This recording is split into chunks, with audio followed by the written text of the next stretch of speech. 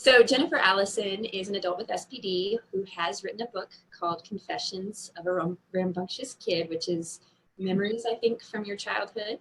Right. And she also recently did a TED Talk that we would highly recommend watching. It's just really fabulous. And it talks about the role that art has played in her life. So we have some questions for you today, Jennifer. And Awesome. for you to kind of give us a little bit of insight into what life has been like for you. Okay, cool. Yeah, it's just, we're always so grateful when we have adult advocates like you in the SPD community. You're so well spoken on this topic. And we spoke yesterday in one of our Facebook Lives about we're not the experts on what it's like to have SPD, you guys are. And so anytime we get the opportunity to sit down and hear more about you, I think it's such a powerful thing we can do for the pediatric, adolescent, adult population. So thank you from the bottom of our heart. Thank you for all you guys are doing for, to be somebody who has struggled my entire life with something, to know that I'm not crazy and that there are other people and that we're, it's all good. So I just appreciate what you're doing too, and for having the opportunity to just share from my perspective what it's like, because I think we can help a lot of people. So I think the first question that I have for you is, your book is entitled Confessions of a Rambunctious Kid, and I'm wondering, are you still rambunctious, or is that something you're out of?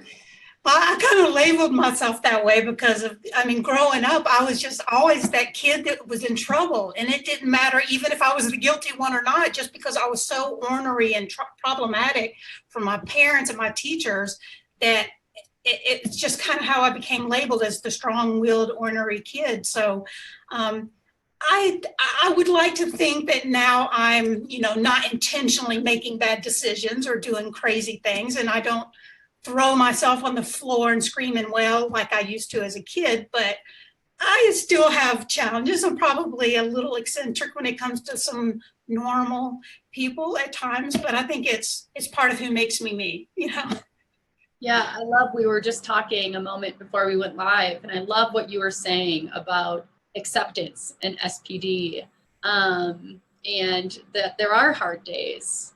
I don't know if you can speak a little bit on that. Yeah, it's really the kind of thing that is a challenge all day, every day. There's not really a day that goes by. This whole world is a sensory experience, so you don't really ever get, detached from SPD. But one of the things that I've just been learning to realize is that, as hard as it is some days, and there are days where even today I'm just like, oh, I just wish I could get rid of SPD. I'm just miserable. God, heal me, Then there's moments I'm just like, I would never want to lose this gift, because there's just as many perks to my perception as there are challenges. And so in the last few years, I've really kind of learned to harness my sensory superpowers, so to speak, and kind of use them for good, because I really believe that we are all uniquely wired, and I'm just wired a lot different than a lot of other people, but that's great because there's some great benefits.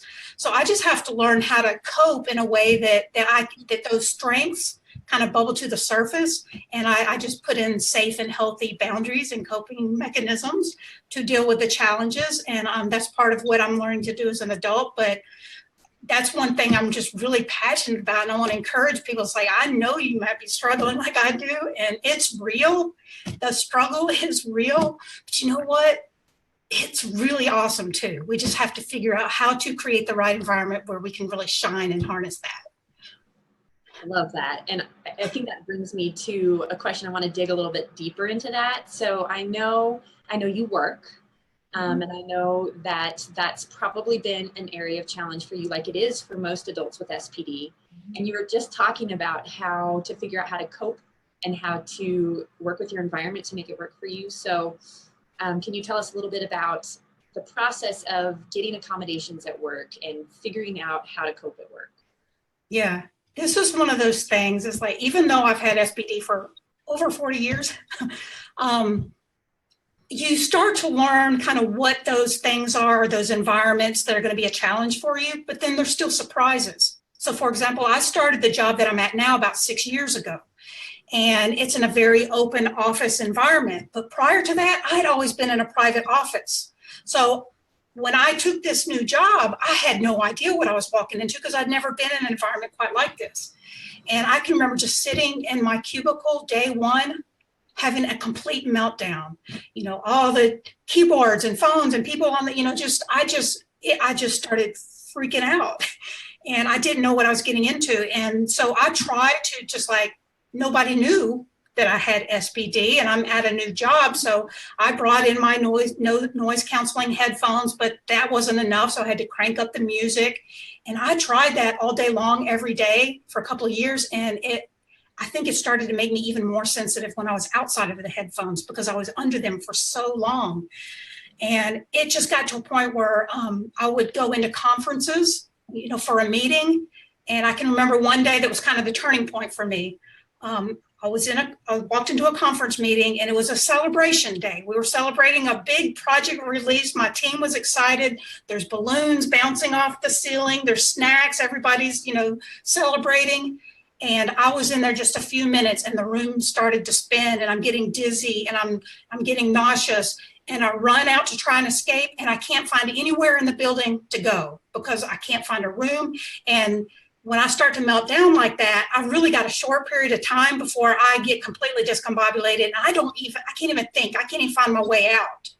And so that caused me to say, I can't live like this, you know, 8-10 hours a day, but I love this job. So what do I do? And so I just went through the process of contacting my HR department and finding out, is there anything that we can do? How do I get accommodations with a disability? What's the process? And they gave me some paperwork and I had to work with my doctors. And fortunately, I had a great doctor who was willing to sit down with me. And you know, it was a lengthy questionnaire that he had to fill out and get submitted within a certain period of time. But he helped me do that. And then they met with the legal team. It was a big deal, but we had several interviews with their process, you know, with them, and they kind of heard my story and all this kind of stuff. And I'm just so grateful. I said, I will take a broom closet. I don't care. It doesn't have to be fancy. I just need a place to go so I can come back down. But I want this job, you know. And I'm fortunate that's exactly what they did for me. They took a storage closet that was full of boxes and computer equipment and cleaned it out for me. And I can tell you that changed the quality of my life. I mean, completely changed the quality of my life. Then I can go to work, and I still have challenges navigating meetings and the busyness at times, but I have a place I can go, I can think, and I can continue in a career that I'm thriving at. So, but it never would have happened if I hadn't just said, you know what, I got to not worry about how crazy I look anymore, or what people might think, and why is that girl in a closet? You know, I just need to do what is best for me so that I can thrive and make myself, you know, a benefit to the company too, but as well as improve my own life. And thank God that happened because it changed everything. Yeah, and I love hearing that it didn't have to be a complete shift of everything at work. It sounds like, you know, just a couple of accommodations made a huge difference. And I think that's such an important message that I, you know, work with adults to tell them, but hearing it from you, it's really empowering and really helpful to hear. So I even had somebody recommend to me, maybe you should just find a job where you can work from home all the time. And that sounds great. And I like working from home at times, but I'm at that point in my life where, you know, isolation is the easy thing for me to do. And I can spend time alone all the time. But I really want relationships too. And that balance and struggle is really hard. So I intentionally go out knowing it's going to be uncomfortable, but this is where I learned that balance of like, what's my threshold? How much do I come down so that I can go out? And sometimes, you know, like if I go out on a weeknight after work or want to go out for dinner with a colleague or something like that, I pay for it all day the next day. And so I have to say, is it worth it this time or next time? And those are the challenges I have to deal with, but I don't want to be at home. Actually, I want to be at home alone all the time, but I don't want to be at home alone all the time. You know? That's such a great point. We hear that all the time with SPD. It really is. I think it's sometimes when adults come for evaluation, they ask us, so am I going to just have to get rid of all these visual tactile sensations? And that's exactly what your message is what we tell individuals as well is we want you to live joyfully. We want you to live sensationally. And it doesn't have to mean just because you're sensitive in a few areas does not mean that you have to just live a sensory deprived lifestyle. I love you being able to communicate that. Yes. So I think one of the things that I want to talk about now is that relationship piece that you brought up already, and kind of reflecting on your life. How has SPD affected your relationships with your parents or with friends or with other people? This, apart from just the physical and mental aspects of SPD, the relationship and the social part of it is probably one of the biggest challenges, just because nobody wants to be isolated and alone, and struggling to fit in with my peers growing up. I fought off a lot of bullies. I lost a lot of battles with a lot of bullies, but I was always the outcast. But I even started to feel like that in my own family, because I had a brother and sister who didn't have SPD. And so I was always the kid at the dinner table freaking out. You know, I couldn't sleep at night because of just stuff. So I was always a challenge at home, at school, and it impacted every relationship. And over time, you know, now my mother didn't know I had SPD. So just from my perspective as a kid, as a rambunctious kid, you know, just in her moments of frustration with the one kid that acts so crazy from the others, there would just be comments like, "What's wrong with you? What's wrong with you?" And she was really just trying to figure out what's wrong. I really want to help you. But I just heard those kind of words thousands of times from teachers and people in my life that I believed something was wrong with me. And I really tried every bad coping mechanism on the planet. We can talk about that in a minute, but it really created almost a disdain in my heart towards my brother and my sister and my parents and my friends. And I really felt like I was all alone on this planet. So kind of fast forward, you know, 30, 40 years until I finally got my diagnosis when I was about 40, about 8, 9 years ago. It was such an amazing moment where I said, oh my goodness, I have got to call my mother. I've got to show her this research. I took all these papers and books and everything. I said, I just found out something that changed everything between us, because it had just been a difficult relationship. And it allowed us, it took us a couple of years of some very amazing conversations where she just poured out her heart and was like, if I had known, I didn't know, I loved you so much. And I was wrong, because I thought she just didn't love me for some reason, but she was wrong because I wasn't just an ornery, strong-willed brat. So that diagnosis and being able to talk about it helped us completely reconcile our relationship. And she's my biggest cheerleader on the planet now. So I don't know what I would do without her. So it's just been an amazing story. And that's why I love so much talking to parents and stuff who have children like this. I'm like, if I had to give one big piece of advice to parents even is the thing that we need most is we just need to learn how to self-regulate. We don't need to be taught how to fit in and become more normal. That is a bad game plan. Let me just tell you, I've tried everything to fit in and be more normal, and all the classes and things that I was sent to, it just didn't work.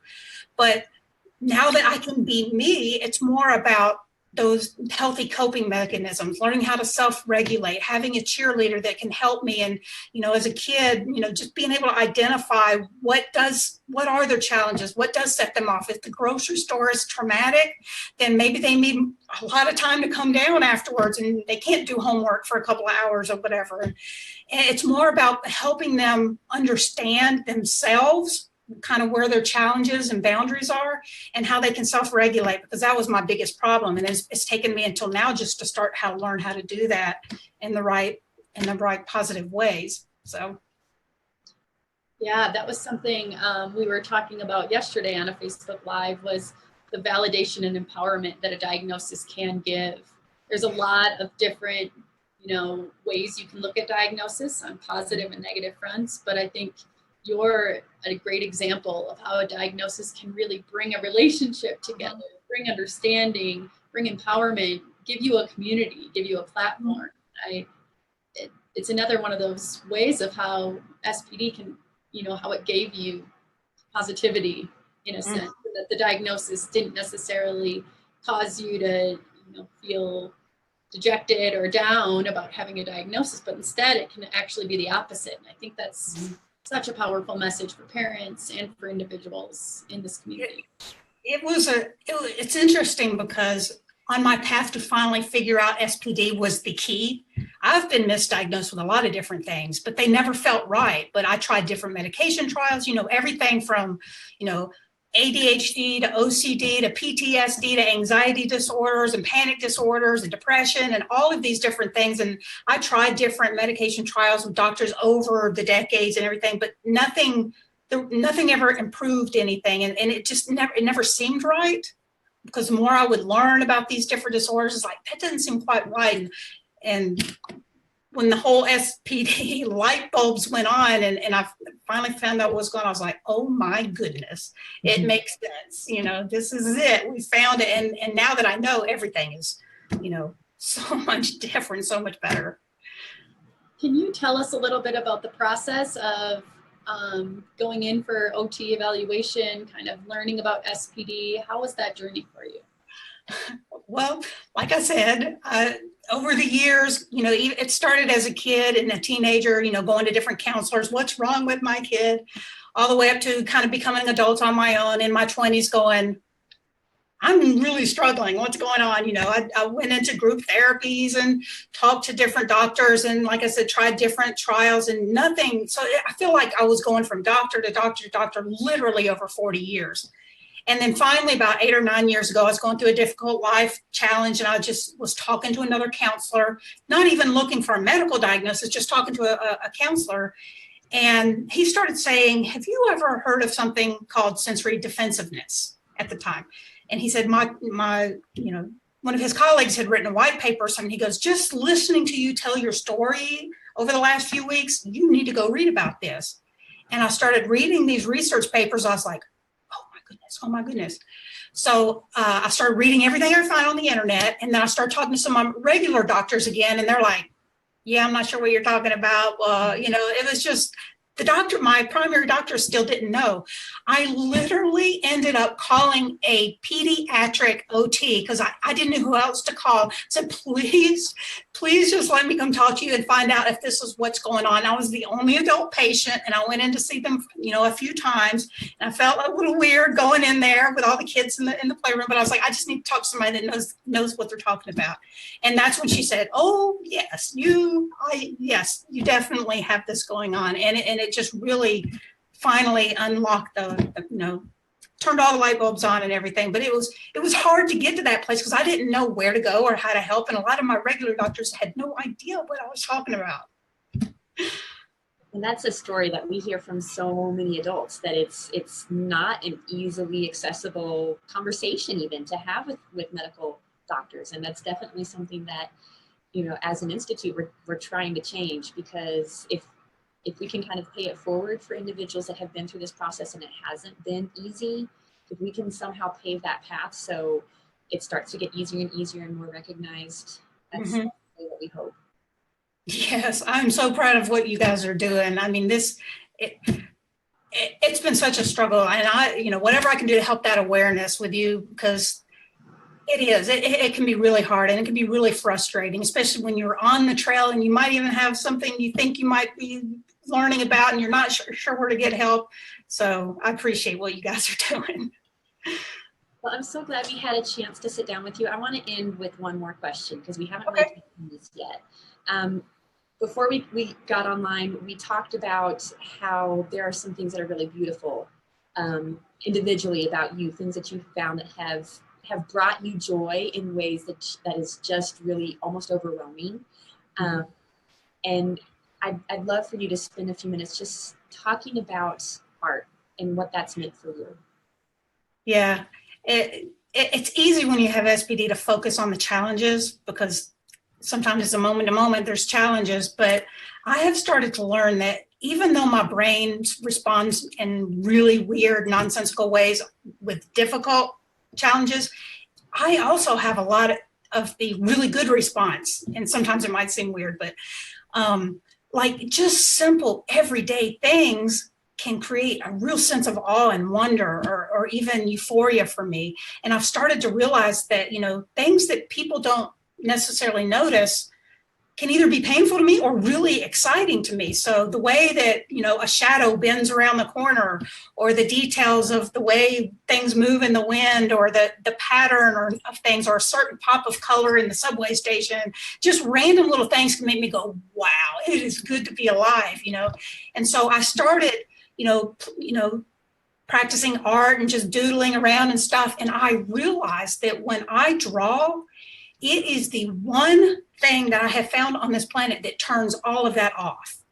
And I can start drawing, and I'll kind of disappear into my own little world for 10, 12 hours at a time as I'm drawing, but I will come out of that completely relaxed. I'll sleep better than I've ever slept before. It just turns all the chaos and all the pain off. And I feel like it's almost like an out-of-body experience. It's so weird, but it's just so relaxing and comforting. And it's like, this is how I harness my superpower. I can actually use the way that I perceive the world and have fun with that and create art, and it helps me self-regulate. And people seem to like it. That's just a you know, an added bonus. But for me, it's life or death, and it has really just made a huge difference in my life. So I'm, you know, there's something productive that comes out of it. You know. Yeah, that's great. What were you gonna say?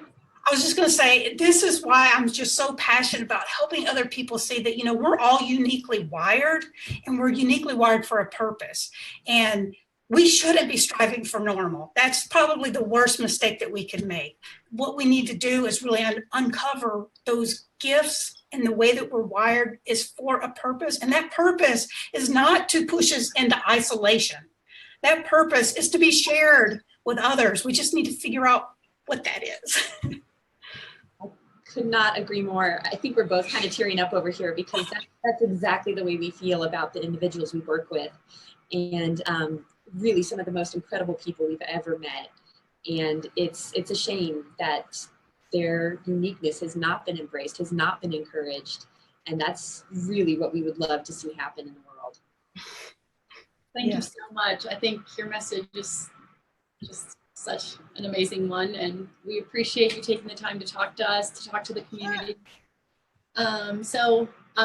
We'll post the things that we talked about. We'll put those in the links below so that people can see that. And if anybody has any questions for you or for us, we always open that up in the comments. So thank you so much, Jennifer. Great. Thank you, guys. Talk to you again later. Bye. Bye.